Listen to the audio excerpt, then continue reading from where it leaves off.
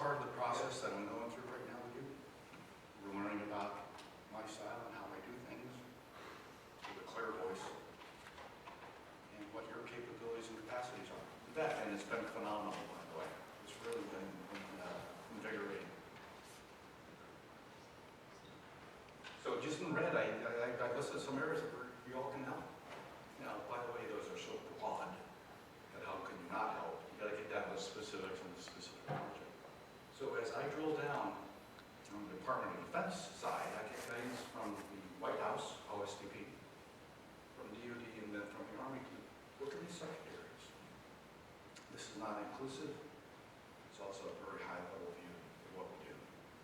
We get down to really nitpicking exactly. Hey, I need a helmet design or some type of protective design that's based upon biomimetics. In other words, the exoskeleton of some insect carries some really unique design capabilities. Why don't we use them? Or if I take the exoskeleton concept and I put it on the human body, and then I provide power to that skeleton, I can then go lift up great weights just as if I were a Superman. So an exoskeleton type of concept. Something that might be used in firefighting in the future.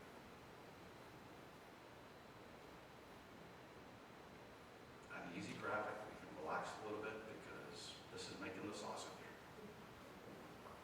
Looking at requirements, the gaps, local capability capacities, which change with time. Meld them up and out comes my engagement plan. I start executing that plan.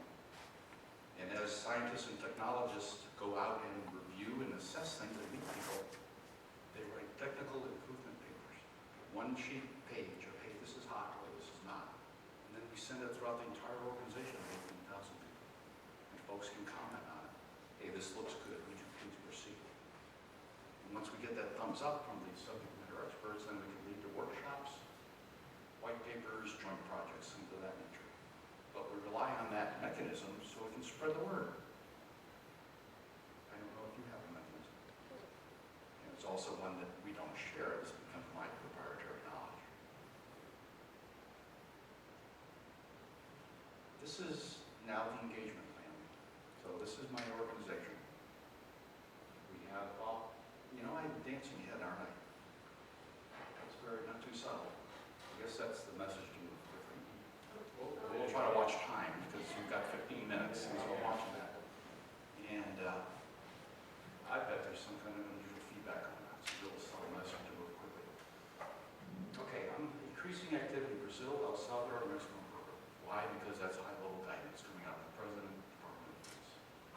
Maintaining what we're doing in Canada, Chile, and Argentina because we're happy. We've got great relationships moving on. And my team is in blue, in essence. At every one of these military commands, I also have officers that are paying attention to what their needs are. So that's my customer base.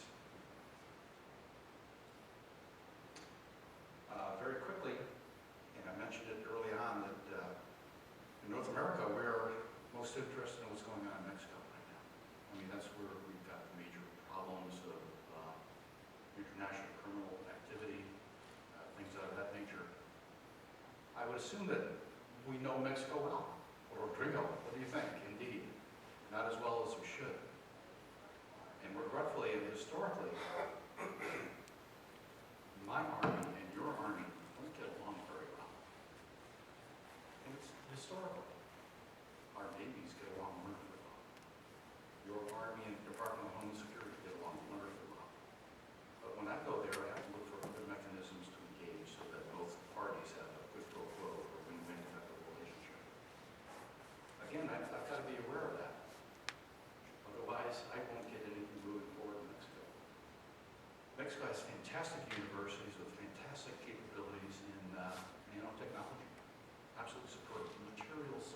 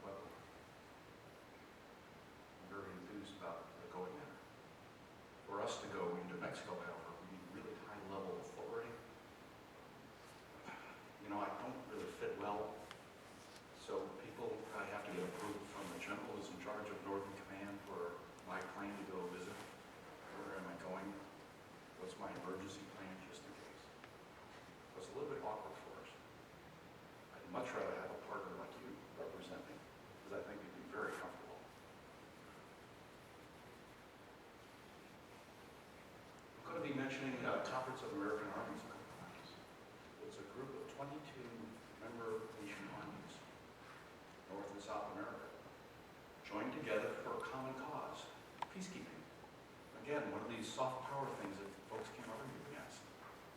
It's a fantastic opportunity for me to meet everybody at once. So in your dealings, if you see a nexus like this, because you get access to everybody simultaneously, and you work grand problems, interoperability, how can we do peacekeeping better? How can we do it in a clean way, environmentally friendly way? Got a big impact on a big thing of this. Now, Army South is the U.S. Army representative to go to these meetings. And Army South and Southern Command, which Anthony knows about, have a really good partner in Florida International University. Well, they're in Miami. So another little tidbit of advice is, go look for these centers of power and get a relationship going. And from my perspective, the centers of power are Northern Command in Colorado, Southern Command in Miami, commands that are elsewhere in Florida, Texas, and I'm not really sure what to advise you at the moment, but go make an impact on these folks who have bucks and problems and fill a gap. Become a trusted agent for them. Sometimes individuals like Congressman Watkins can really make those connections for them. The Florida group has so many earmarked activities going to FIU that it's an amazing thing to see. Oh, by the way, I'm looking at those earmarked activities to Southcom and Florida International University for your WOTC folks to participate in. So I had a meeting with them earlier. And I like opportunities where some of those young cadets and engineers can go in the field and work with a water distillation plant or an alternative energy type of system that would be used in peacekeeping or other events. And Southcom money that is in partnership with Florida International University. Again, and you know that well. May I zip through the nations quickly? Because we can really spend a lot of time. Canada is my favorite place to go because they're such wonderful partners. But let's not forget, they are great competitors also. But when we're at meetings, joint meetings, working with the rest of the American nations and armies, we think alike. I like that. I'm going to just pass through this if you don't mind. Canada is like, oh my gosh, there's so much activity going up there in many different technical subject areas. It's really hard to assess. That's why I have an office in Ottawa. And the Canadian government is really good about innovation and funding, giving tax credits to innovators that aim their product to the U.S. market. So it's a great place to visit, well organized. I speak the language, except when I go back. I already mentioned Mexico a little bit. Now, when we go visit these nations, we do thorough assessments, and one thing that I didn't realize was somebody appears to be funding many universities in Mexico in this broad subject of aeronautical engineering. I go to many universities and I see 1,000 undergraduate students, 300 master's levels, and 100 PhD level students coming out of Mexican universities. Now, who would have figured? Are they going to work for Boeing? Are the Chinese funding them? Are the Europeans funding them? I don't really know. But I think somebody wants to tap that area so we can compete against Embraer out of Brazil. Sometimes you do some of these guesses and assessments. Why do they have such an enormous capability? Where is it going to go?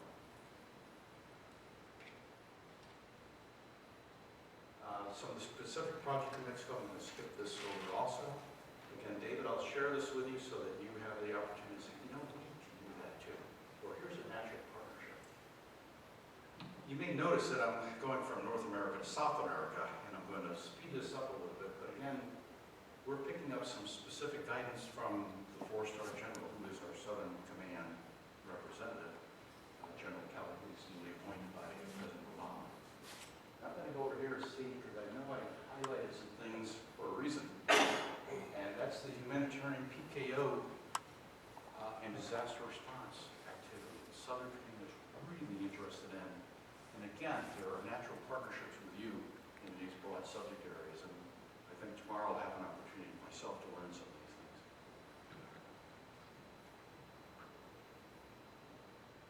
I mentioned Conference of American Armies, the one-stop shop. If you get everybody together in one room, if you have the opportunity to make an impact and guide their science and technology work or their environmental friendly work, big score.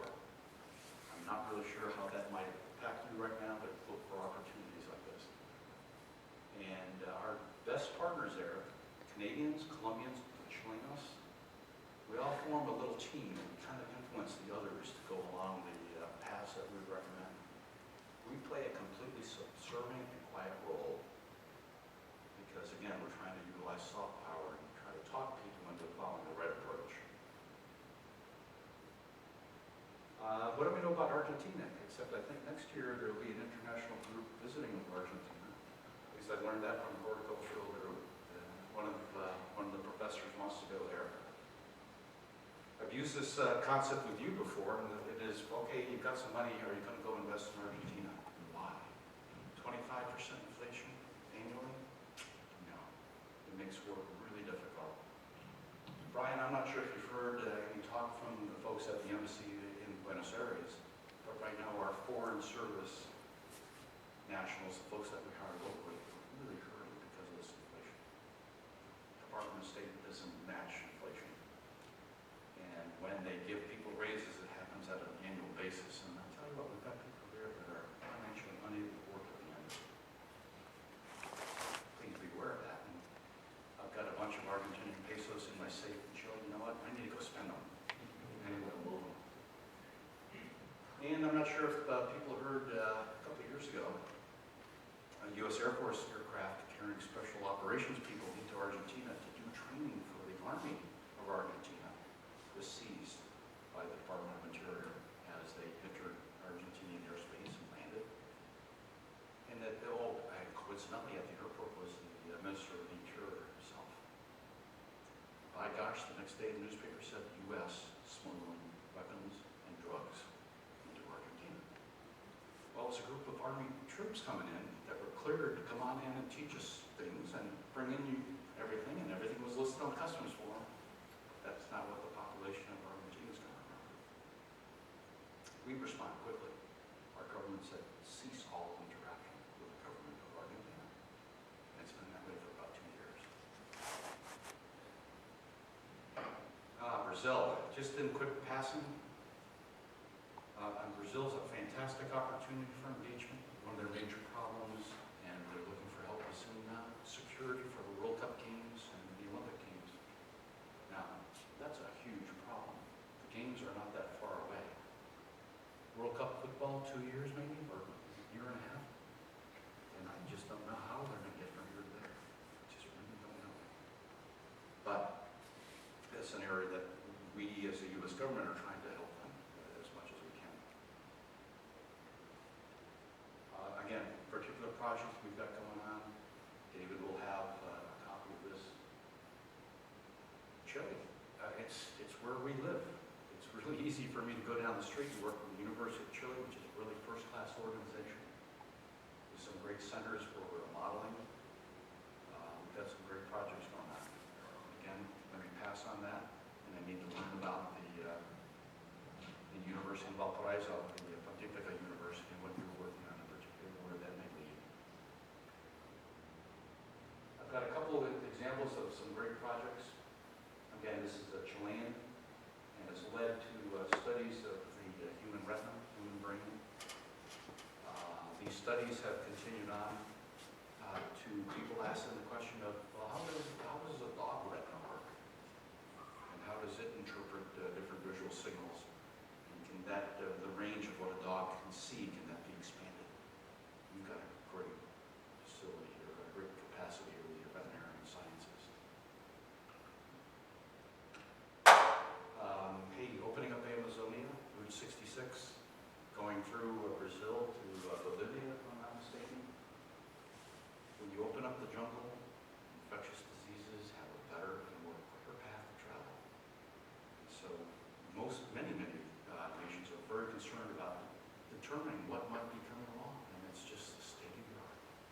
You've got to get folks out there just taking samples and paying attention to what may come. It's a very intimidating subject area, which I don't know much about. But the U.S. at the embassies and also with different I've seeded around the world these little outposts to pay attention to infectious diseases or problems that right now don't know anything about.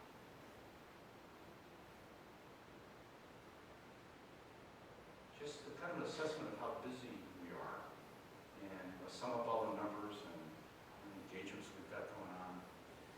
Again, it's such a big territory, there's so much capability and capacity that if we don't have a plan, we can't do it. Sometimes I roll things up and I try to describe to senior leaders and decision makers, why am I working in Brazil? It's because I look across that spectrum and say, they're green all the way with capability everywhere. And this helps to describe in a single document here, why are we going there, why are we going other places. Again, let me pass over this, but we pay attention also to what I would call creative innovation or disruptive technologies, what might those subjects be, and we as a nation probably won't need that.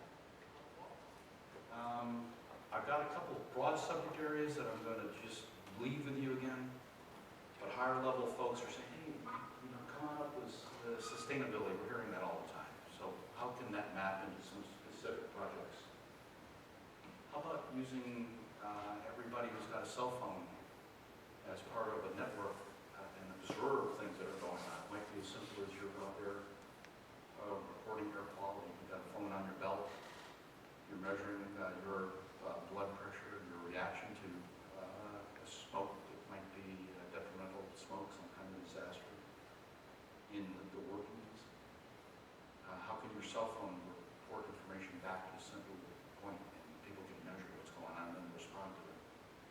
It's just the concept of everybody being able to contribute to collecting data, sometimes whether you want to or not. I'm not sure about that, those laws.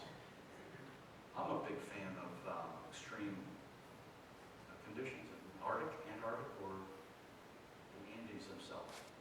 And Pia, you may not know, but in the middle there is Aconcagua. And that's from a Disney cartoon from the 40s, Pedro and the airplane trying to get across the Andean chain. Well, we have an agreement between the armies of Chile and the U.S. To cooperate on this extreme environment type of activity. In other words, what do you have for better clothing, better power and energy, measuring the glaciers, what's happening to the ice floe, what's happening at the Antarctic, and things of that nature. Again, maybe not your area of expertise, but this is one that appeals to me greatly. And somebody I was talking to earlier was saying, gosh, it would be nice to go to the Antarctic and they might have been you. I can't remember exactly. I have a list of what works and what doesn't. I'm not going to really worry about going through that right now because you know what? It's time and I'm near the end of my presentation. But let me just scan through some of this. One of my little sayings that I'm trying to get across, because all too often people say, well, you got a video teleconference. Why don't you just conduct your work that way? Or why don't you just do research over the web? And I've got this sense of, virtual reality is absolute absence. I've got to go look you in the eye and understand your problems and build trust and have lunch together. And that's part of those 1,200 man hours that it takes for us to make a partnership. You just can't do it any other way. You've got to state there, who does it well? Florida International That's University? Florida International University. Why? Well, they're right next door to the Southern Command that I mentioned. They've got political earmark money that goes right to them so they can develop things like alternative energy systems. Your market Help. nasty. Their marks are nasty. I don't know what the future is. And they produce 30,000 Yes. engineers. 30,000 engineers that speak Spanish and Portuguese. Okay. It's a powerhouse. And they've got a great client relationship with people with money. And so I put it up there because what can you learn from them? Anthony, you probably have some observations. When in doubt, go copy somebody else and how well they do. Yeah, they got a direct commitment to it. And I've got the National, by the way, the Florida National name is actually originally because the focus of the university was on international issues from day one. I served on the Science and Technology Committee for the United States Congress. Donald Fuqua, before was the chairman of that. We've had many earmarks going in there. And I've got West Point up there because I'm pretty impressed. When the president president says engage internationally, it flows really fast through a military organization. These guys get it. And of course, they're connected. I mean, they've got senior folks on all sorts of staff, so they get right to it. So they've had cadets go in the field and do projects, and then, again, I'm trying to get your ROTC folks to do the same. We're going to follow their model. In some industries, we're talking about Caterpillar, for example. A lot of industries don't have a clue what to do, but we've got a lot of really powerful organizations in the U.S. industries that sit back and take pride in what they do. It's not just aerospace industry, it's agricultural equipment, big agricultural companies, engineering companies like Bechtel. They know what they're doing, and they're respected worldwide. And to repeat, if you can pull in some expertise from those areas, learn how to do it, why to do it. I've got a little point in the middle there. Please don't send an introvert internationally to go do an extrovert's job. We talked about that a little bit, and that, hey, you've got to make somebody put the deal together. And if you've got a professor who's very comfortable in his area of expertise and doesn't want to get out of it, use that expertise as a tool. But someone else has to put the plan together and do it. I see that all too often with engineers coming down to work for me for a short term, 6 months or even a 3-year period, where they are just totally introvert people. And I'll tell you what, that's really tough. Really tough. And I'm kind of closing with this right here, but I'm a big fan of reading, and I don't know if anybody's read books by Charles Mann, 1491, 1493. That really gives a fantastic historical perspective of the Americas before and after. Really quite dramatic. I mentioned high noon in passing with the 20 problems that we as a global community need to face, and ones that you can actually fit into. This concept of soft power, lead through positive example. We have a great culture, we have noble ideals, and they're hard to argue with. I was really pleasantly surprised when I had a team from Chile up with me up in the DC area. We had spare time. I said, what would you like to see? And they wanted to see the Vietnam War Memorial and the Lincoln Memorial. Why? Because they were taught that part of U.S. history and really respected the ideals of Abraham Lincoln and the impact of the Vietnam War. And then they have the opportunity to see how our public embraces the military these days. And they sat back and they were so amazed by that. And that's really positive for me. It's wonderful thing to see. And that concludes my talk. And I've rattled on too much. I meant this to be more interactive. Forgive me for not doing that. This is not a trivial or short subject area. I try to tell you that we have to go through a rigorous process and evaluation, and you can't just do it once, you got to return. And don't open a door without following through. In other words, if you make a partnership, you just raise expectations of the individual that you've connected with. So if you've got the ability to say, hey, we're going to have a workshop in 6 months, and I'll invite a couple of your folks up to it, that's really golden. That really works well. Really like that a lot.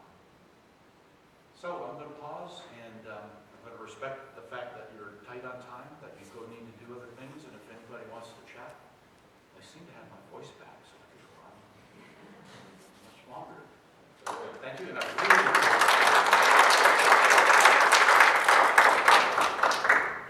so, Kate, you've got a really dynamic group of folks, and it's really, really pleasant to be with people who are thinking and energetic and in this environment. We're in Washington, our international program. We're trying to get there. We're trying to get there. You know, the technology is sort of like amazing. But we did not even have a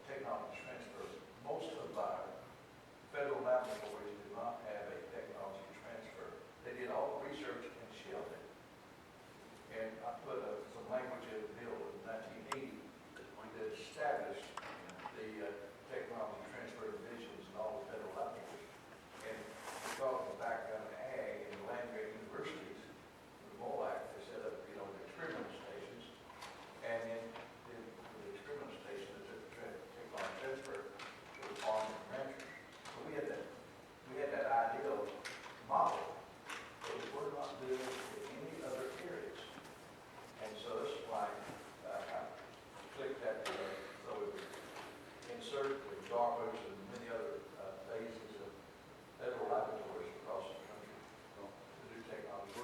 we always fight the human nature that, let's say, pick on Ryan, that you're a project manager, you got a program manager, and you fought for your budget, and this is the plan, you're gonna go from A, B, C, D, and E, and have a project at the end of it.